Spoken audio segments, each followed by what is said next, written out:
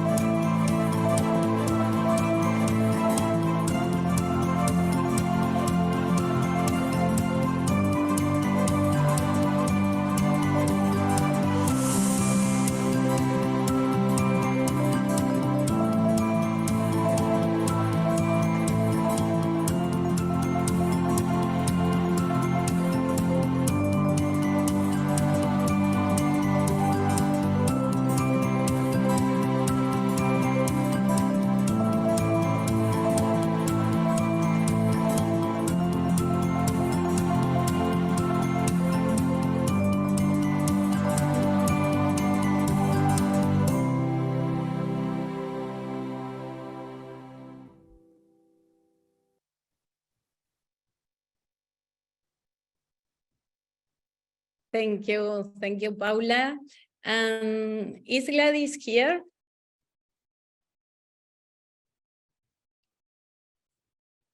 En español, Adri. Ah, Gladys, ¿estás por acá? ¿Está? Sí estoy. Hola, Gladys. Hola. Well, voy a decir unas palabras en inglés y ya te dejo hablar. In order to be centered, why we are here, yes, I would like to invite Gladys, a friend that we made so beautiful stories together, and she's less nervous than me, for sure. Gladys, te invito a que cuentes un poco de Animaná Hecho por Nosotros, tu experiencia, un minuto. Mi experiencia con Animaná es muy satisfactoria. Siempre es una mano que ayuda. Bueno, me voy a presentar. Mi nombre es Gladys Rojas Albarracín. Soy especialista textil y capacitadora en tejidos para exportación. Capacito a tejedoras de las comunidades campesinas del Perú para que puedan elaborar prendas de confección, de diseñadores. Soy un puente entre las empresas de la industria de la moda y las artesanas, colaboradora de Animaná y Hecho por Nosotros. Más que colaboradora, soy beneficiaria. Me beneficio mucho de Alimaná, de la ayuda de Adriana, y por la pandemia me he trasladado de Lima a Tacna, porque antes vivía en Lima y de ahí me iba a las comunidades. Ahora estoy en Tacna y de aquí viajo donde me llaman. Estoy a 22 horas, para que se hagan idea, 22 horas en bus de Lima a Tacna. Y bueno, con los trabajos ahora que están online, ya está conectado siempre, ¿no? Y estoy tratando de hacer lo que hacía en Lima, y a pesar de que aquí es frontera, no hay una política muy desarrollada con las tejedoras, ¿no? Mi labor está sirviendo como un puente entre las artesanas de las comunidades y de las ciudades donde voy con Hecho por Nosotros, no solamente de las artesanas, sino también de los profesionales, ¿no? En Huánuco se hizo una capacitación online que ha sido muy beneficiosa, herramientas para uso de la tecnología, medidas de sus capacidades, y como resultado vemos ahora aquí en este evento artesanos y profesionales de Huánuco participando, y los artesanos venden en ferias locales, nacionales.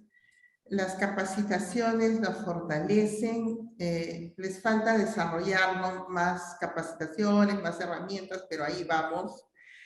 Con Alimaná lograremos mucho para que puedan vender. Algunos tienen internet, pero no hay forma de que se comuniquen con el transporte, porque están tan alejados, pero ahí llega Alimaná.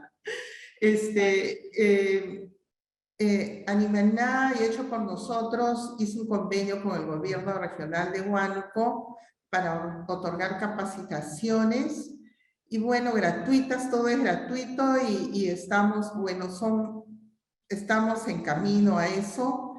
Las capacitaciones son inclusivas para todos, y bueno, la intención de Alimaná y Hecho por Nosotros está ahí, siempre dando la mano y esperando que quienes dicen, ayúdenme, quiero la capacitación, y ahí va Adriana con su equipo. Bueno, esa sería mi experiencia. Gracias, Gladys. Muchas gracias por dar voz y por este viaje. I would like to say thank to Gladys. She's so beautiful, and she's always looking for new communities so far from the system. And here we are talking about technological innovation. And I think we have to talk more about social innovation with technology. Yes. What should travel in this technology? How we adapt technology in order to really integrate all this enormous power that we have. If we think Latin America has 50% Africa, South Asia, or more of informality, and technology adapted to informality can be the big door that brings us huge opportunities in order to work on real solutions of the causes of the problems that we are facing. I think this world that we have is so rich, so beautiful. So if we can go through to harmony in order to compensate all this disequilibrium, the future can be so promised, no? At the same time, if we grow the problems and we think that solutions are new problems, and we all be like part of that problem, telling that we are constructing solutions, we will not get for a good end, yes. So it's so important to see how we make this solution happen. And this is the opportunity for an honest dialogue, to be strong, to be sincere about the fails, the problems, the issues, and the opportunities. The other strength of Hecho por Nosotros are youth. And I would like Paula invite you, sorry, to say some words about your experience representing youth around the world, professionals, youth, students. Thank you. Thank you, Adri. So for me, I am a fashion and textile designer. And when I entered Hecho por Nosotros, I had a first glance of what it was and what it really meant to work with the Grassroots. I had the amazing experience of being part of the UNECE project. And I can tell you that when you are part of those dynamics, what you learn and what you take from those experiences, it's much more than what you give away. That is the honest truth. And for me, it touched something in the core of my heart, realizing that the gap is so big and that we can actually do something from our places, even though it might not look like it is enough, that it is a lot. I learned from Adriana and from Hecho por Nosotros and Animana that everything counts. And then if all of us from our small places do small things a little bit, time by time, we will actually get to reach the sustainable development we are searching for. So I invite you, if you are not part of this network and of this ecosystem, to join us, because it is possible. And I truly believe in that now. This has given me hope. And I think this is the most important thing we can have right now. Thank you, Adri. No, thank you. When we talk about this systemic change, I think it's so important, this opportunity to get in contact with our emotion, with experiences, where we can insert theory into practice, yes, into real life, into wisdom together, this dialogue among local people, their traditions. They are so smart, so capable of generating new solutions that the system is not hearing. And I think these experiences are so interesting for all of us, no? But for youth, it's so important to give them the opportunity to educate themselves in this experience, to contact with their emotion, their potentiality, their creativity. And technology is the powerful tool, yes, that we have, but should be put in the right place as a tool in order to serve for this new way of learning, of educating, of integrating, and of creating a better future for all. Well, I would like to give the beginning to our first dialogue, how to ignite the circular creative economy, grassroots and led local actions, global impact, perspectives from academia and development agencies. From Hecho por Nosotros, we reimagine a creative economy where technology advances and empowers the business and knowledge of artisans, micro, small, medium enterprises that are often marginalized in the global economy, validating their wisdom, sustainable techniques, processes, and natural fibers, contributing towards an inclusive model based on sustainability, circularity, and co-creation. And all the tools that we created, we share through Hecho por Nosotros, University of Systemic Change, Arts and Crafts. And this process that is a continuous evolution and a continuous showcasing and facilitating to policymakers, professors, professionals, economists, people around the world alike, in order to navigate, understand, feel what is sustainability, and regenerate our system. I have the honor to present Olivia Chassot, because it's okay. I go with Olivia. Yes, it's okay, Adriana, keep going. Okay. Hello, Olivia. Would you like to present shortly yourself? Yes, thank you very much, Adriana. So I'll be replacing Maria Teresa Pisani and talk on behalf of her. I am Olivia Chassot and I'm Associate Economic Affairs Officer at the United Nations Economic Commission for Europe. Thank you, Olivia. It's a pleasure to have you here. And I would like to put some questions to all the speakers in order to make this thread, yes, a continuum.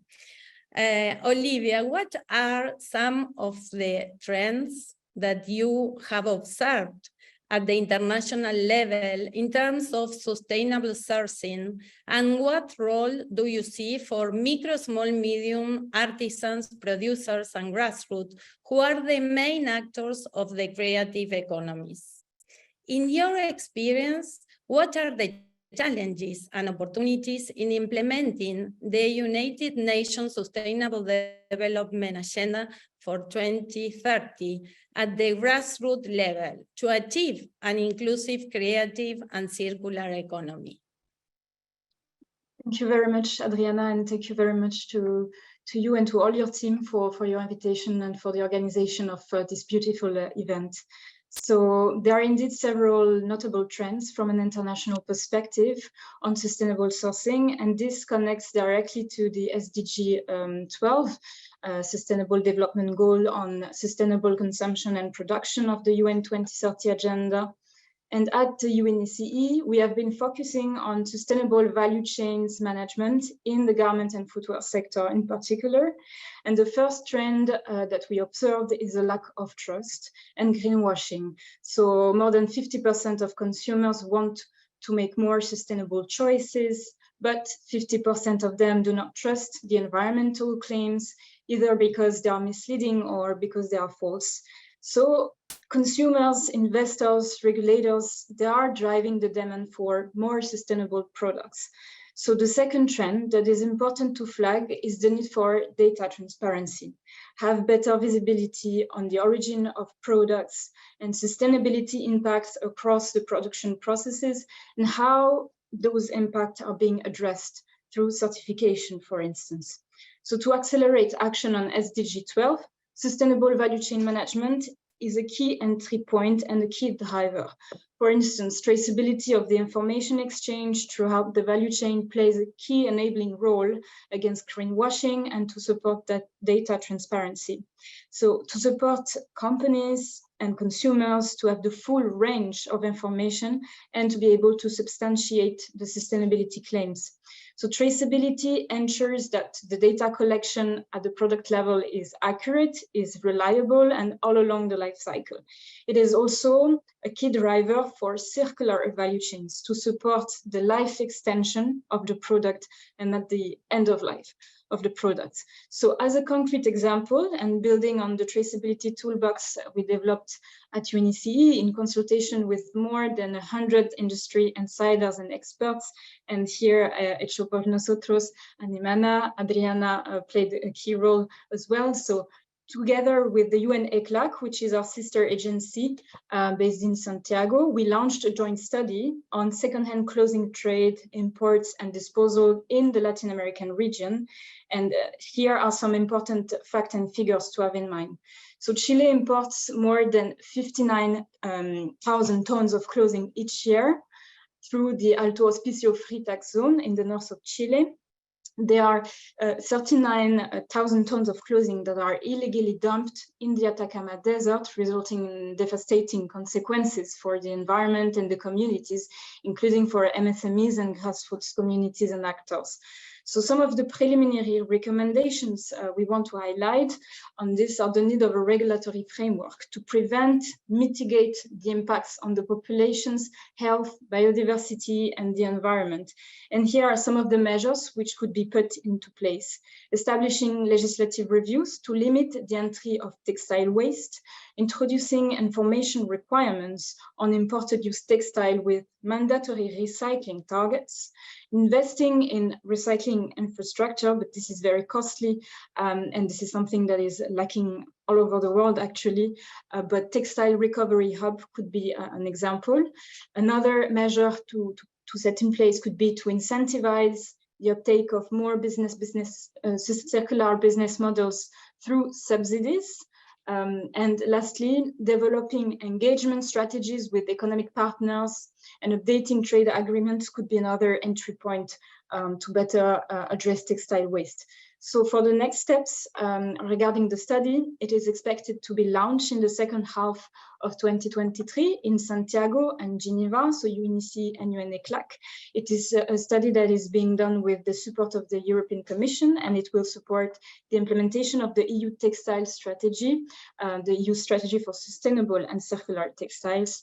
The recommendation of the study could form a basis that could be expanded to other countries in Latin America, and that would support the developing national circular textile strategies. So I would stop here for the first contribution to the first dialogue. Many, many thanks, Adriana. No, thank you, Olivia. And when we see what is happening now, that thousands of tons around the world, so hard to understand how is our behavior as consumer, because that we are, all of us, we are the main actors. Ghana is another place that the world uses as a trash, no? How can we part nowadays of these things? So education, know how really we create consciousness to young people. Many times I hear the youth will mitigate and help to construct the solutions, but at the same time they are captured by this system. Youth around the world are the biggest consumer of the fast fashion, from 12 years to 22 years, the biggest consumers around the world. Where are we as parents, as brands, as policymakers, really taking this seriously and together going for this systemic change? And the other theme is how we bring tools and technology to the grassroots in order to talk about real integration of the value chain. So important, the framework, the work, the collaboration, and the incentive of continue bringing more stakeholders and more local actors on board to make this happen. Thank you so much, Olivia, of being here. We continue the dialogue after. Now I would like to introduce Alejandra Luzardo from Inter-American Development Bank. Alejandra, it's a pleasure to be here with you. Alejandra is a respected leader in the field of innovation and creativity at the IDB Group. In her role, she oversees initiatives related to cultural and creative industries, creative entrepreneurship, and new technologies.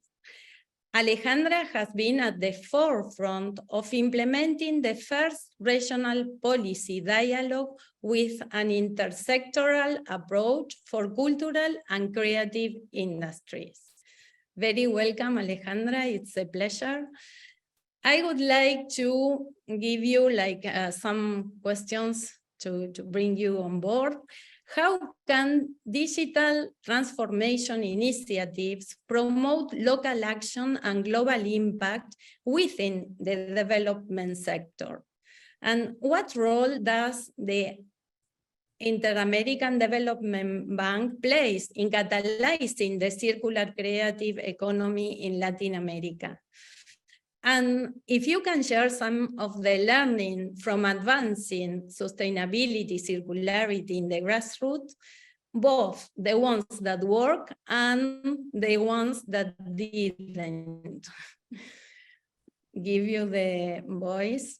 Thank you so much, Adriana. This is a pleasure for me to be here and with all these amazing speakers and panelists. So I would like to start saying that for the Inter-American Development Bank, our work, especially in the field that I focus on, the creative industry, we focus on setting policies and regulations for governments and providing funding and incentive for the government to actually work with companies or entrepreneurship that focus on the circular economy and the creative sectors. Obviously also the educating and raising awareness to the government. So just to illustrate what are the type of work that we do, and I think this is important because we realize that in the creative industry, we have more than 38 sectors and subsectors, which is many, many sectors that you cannot oversee every sector with the same path. You have to understand the value chain of each sector to actually make sure they are complying with sustainability. So right now we are working in a project that has really a lot of potential that focus on mesas intersectoriales. It's like dialogues, intersectoral dialogue for governments in the south of Mexico. So where they can interact between, for example, culture, entrepreneurship, economy, all the ministers that education that will make decisions in the future for empower the creative economy, but also to have the loop in the sustainability. So just to illustrate why it's important, not only focus on the grassroots like artisans that we are working there, but also in another sector that most of the time we don't look at it, like audiovisual sector. This is my specialty. So I am going to give you an example. When you talk about the audiovisual sector, we are talking about 33% go directly to the audiovisual sector, but the 67% go directly to other sectors that are not related to the film industry. For example, if you're producing a movie, probably you will hire a company that will create the curtains for this set. This other company, which is the 67%, has to comply with sustainability. So sometimes it's so difficult to don't oversee that the importance and have all the step-by-step in place and the sustainability practices. Right now, we realize that there is a lot of missing information that people doesn't know. And some people in the industry, in the content industry, are doing something really relevant. For example, Disney has implemented sustainability practices in all aspects of the film production, replacing, for example, the diesel generators traditionally used to power the set and using the battery for electricity or mixing both, no, when it's appropriated. But they have been recognized for the Environmental Media Award. And this is important because sometimes when we think about all these content companies like Netflix or Amazon, we think that they have their own company, but when they go to Latin America, they work with local production, and local production are small, very small companies, sometimes by 1 or 2 people, then they have to hire many other people to create the production. So this is, for example, Disney also has selected over 200 series and film specializing in the collection of information to present in the programming what is important, the sustainability. So all these actions are so relevant. It's not only to have the regulation in place, but also I will say educating and raising awareness is the most important thing, because people doesn't know. Can be, imagine that you have a compliant in this industry and you are a private company, but then you hire people that are not complying with your, with the thing that you need to measure to comply with sustainability. So in the bank, we work with the government, but also with the private sector, making sure that we empower the startups and entrepreneurship to make sure they comply with what the environment needs. Thank you, Alejandra.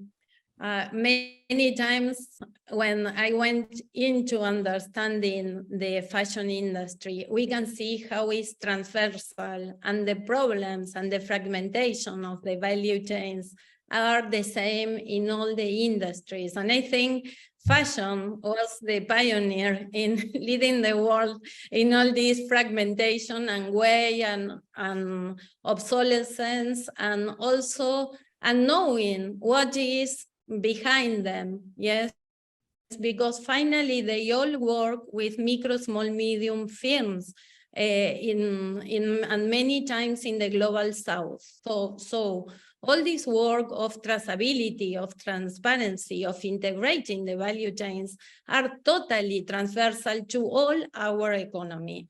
And the most important is the education, how we understand, how we are part of this world we live each day, yes, in so many aspects. Thank you, Alejandra. And now I would like to introduce Chef Cole.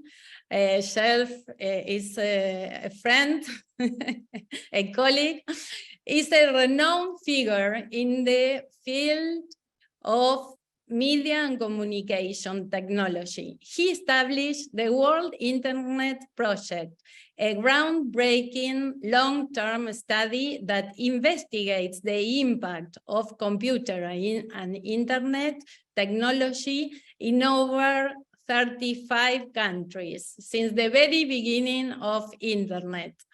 As the leader and parallel international projects of its kind, it provides invaluable insights into how technology shapes our life.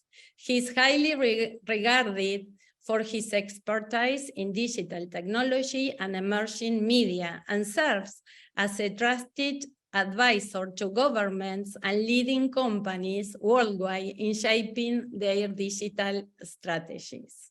Have to say that a lot of Hecho por Nosotros is born in the World Internet Project that I had the honor to be part.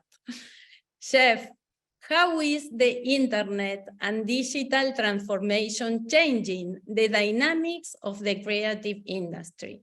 What are the key challenges and opportunities that the internet brings for grassroots initiatives in the creative economy? Thank you, Adriana. It's really nice to be here. You asked me to speak for 4 minutes, but obviously that was a mistake and you meant to say 40 minutes. And of course, I'm not serious. 40 minutes wouldn't do any of us any good. I'm interested in digital transformation. As you know, because you were part of the World Internet Project, we believed 25 years ago that digital was going to transform everything. And even that we completely underestimated, because 25 years ago, we had no idea that almost everybody would have a phone in their pocket that would connect them to the world. Social media, we couldn't have imagined. But all the work we've done together really came to a fruition with the second most important digital transformation or disruption of our lifetime, COVID. And we saw during COVID that the internet and digital, which felt like a lifeline before, literally became a lifeline for most of us. I wrote a piece recently talking about what COVID and what the pandemic would have been like without the internet, and it would have been unimaginable. And to get to some of the issues you raise, well, first of all, just in maintaining empowerment and communication, if you look at what happened in the first month of COVID, Zoom, which had been around since 2011, but almost none of us had heard of it, within a month, this has never happened before. Within a month, Zoom went from a company or a concept almost nobody knew to a verb. Within a month, irrespective of whether we were on Microsoft Teams or whether we were on Cisco WebEx, we were Zooming. It maintained communication and power and let us begin to look at our world. We saw coming out of COVID some major I do a talk, which is actually a pretty darn good talk, but we won't do it here, on winners and losers coming out of COVID. And some of the winners really speak to the themes you've raised. One of the biggest winners coming out of COVID was labor. Since I was a little boy, labor has been losing power to management. Unions have been weakening. Coming out of COVID, labor has never had so much power because there's a shortage of labor. Wages are going up. I don't want to paint too rosy a picture. We know that half of the labor force in the United States is actively looking at other jobs. I don't think that's lack of satisfaction with their work. I think that during COVID, we never had 2 years where all of us looked at our lives and said, am I on the right path? Do I want to continue? And half of us said, I want to change. Sadly, I think some of the power of labor may diminish through automation and particularly AI. I hope not. We saw cash in many societies disappear or come close to disappearing. That raises equity issues as well. We saw telehealth become a major concept, access to doctors, and that access became important because mental health, which had been at a crisis level for under 24-year-olds before COVID, with the highest levels of anxiety, loneliness, and depression, became truly a global crisis. And digital has helped deal with that, but it's not helped eliminate it. I think beyond the problems we brought to COVID, I think we're going to carry the baggage of this pandemic for the rest of our lives, the way my father carried the baggage of the Depression. So all of this to look at these issues of rights, I think what we saw during the pandemic, which is what we've been tracking so closely, was there's lots of bad stuff on the internet. We can do a whole conference on that. But this really was the ultimate victory of digital technology that let our lives go on. Think about working from home or think about learning from home if there were no internet. There were issues. The digital divide has morphed from those who had no access to the internet to those who don't have sufficient broadband. But it really was a victory lap for digital transformation. Thank you, Chef. It's a pleasure to hear. And yes, we need 40 hours for a dialogue. I just said 40 minutes. Talking God about knows COVID, nobody I needs think 40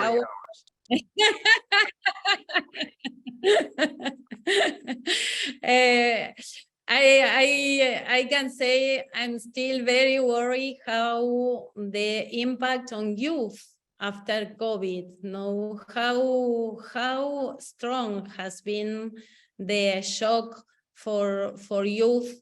And I think it was a little bit a consciousness about the world we live as well, no? A lot to be done and to prepare and to continue using technology as a tool. In order to integrate Grassroots, for us was a huge opportunity. The jump into technology was so quickly from different areas around the world, and all the community, the worldwide community, was putting energy and doing great journeys in that time. That gives a lot to be shared as well. I would like to give the voice to Hecho Quayson, who is Chair African Studies Department at Stanford University. Really, it's an honor to introduce Professor Atto, a brilliant academic and global thought leader from Stanford University, currently heading The English department at Stanford, Professor Quayson, will soon assume the role of chair in the exciting new Department of African Studies at the university. Congratulations.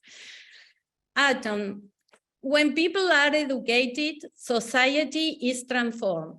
Financial literacy becomes financial freedom and economic development. Digital literacy becomes digital transformation. Climate literacy becomes climate action. As education is the enabler for sustainable development, and we have got to a point where acceleration is not enough, how can we set the ground for a reimagined education that is considered a global common good? How do we need to transform education to nurture a more inclusive, sustainable mindset in the next and the actual generation?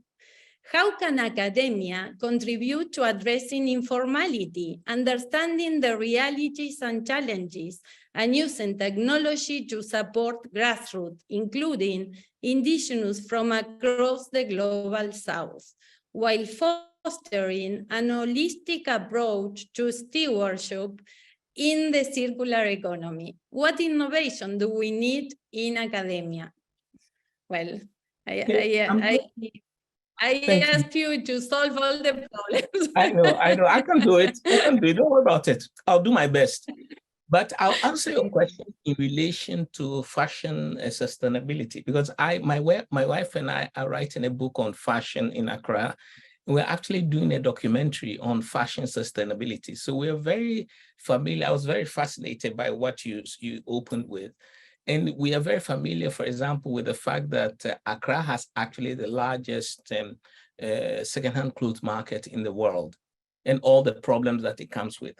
But I want to connect the education question to the fashion sustainability question in a specific way. First of all, I have here, this is completely by accident, I have here two fabrics. Can you see? Oh, probably not. No, not very. Anyway, you probably cannot see.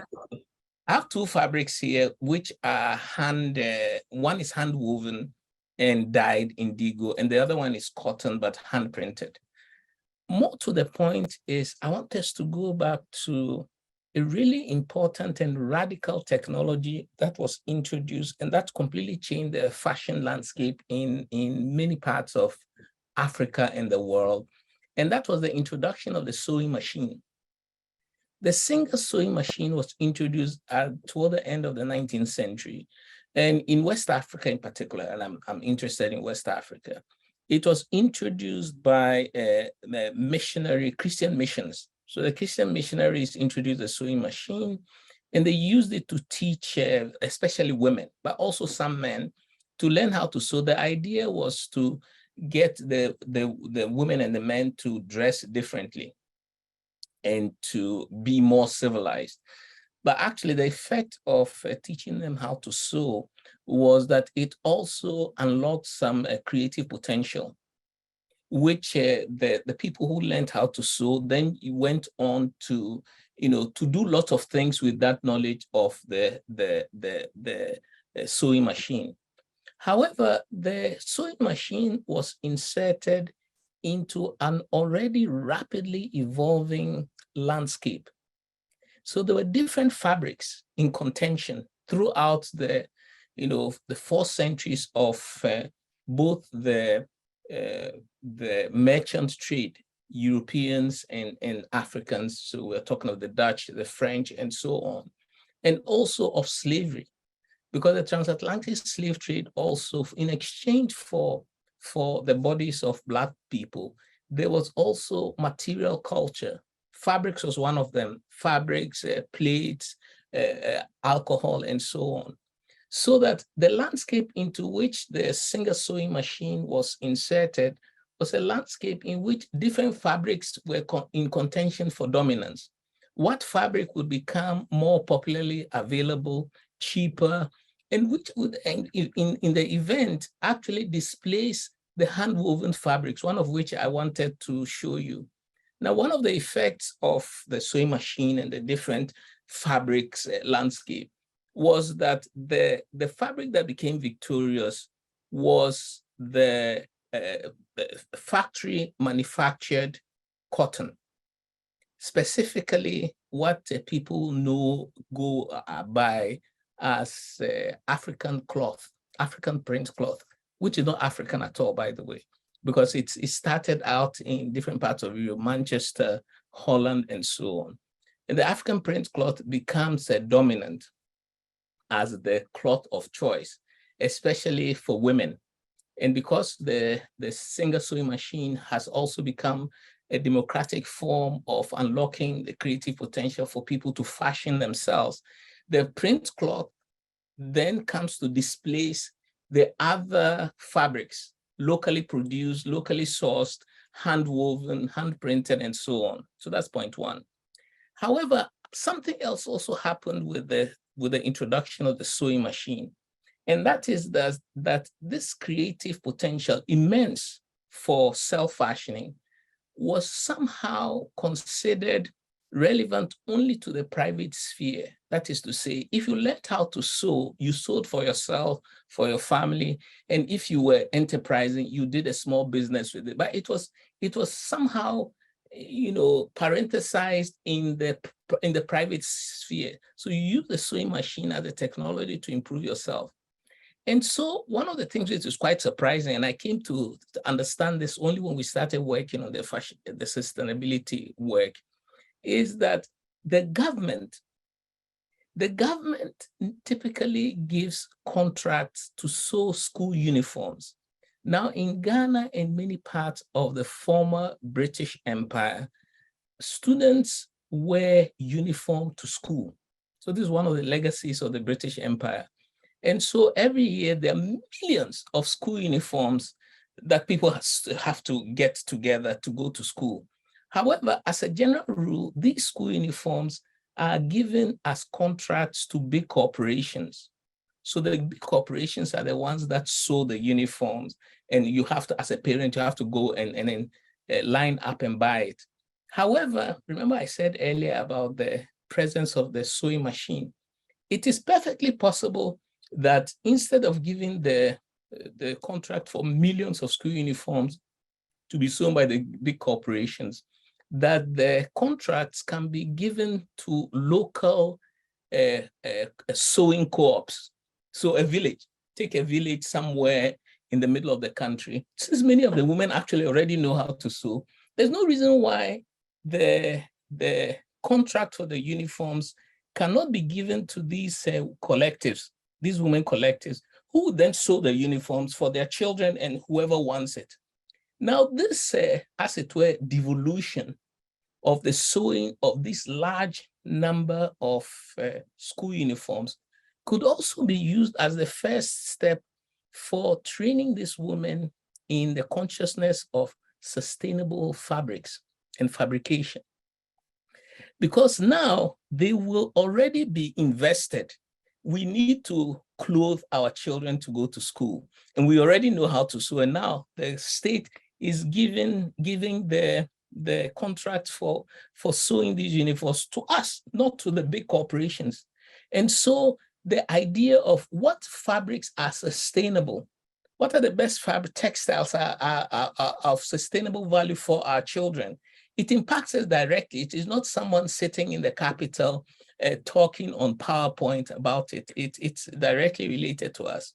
The second, I think, effect of this is that it will also allow these women, now thinking more widely about fabrics, fabrication, to become more invested in moving away from the secondhand clothing. I started stating earlier that the secondhand clothing industry is the largest in the world. There's a market in Accra which has everything you can imagine. You'll find it there.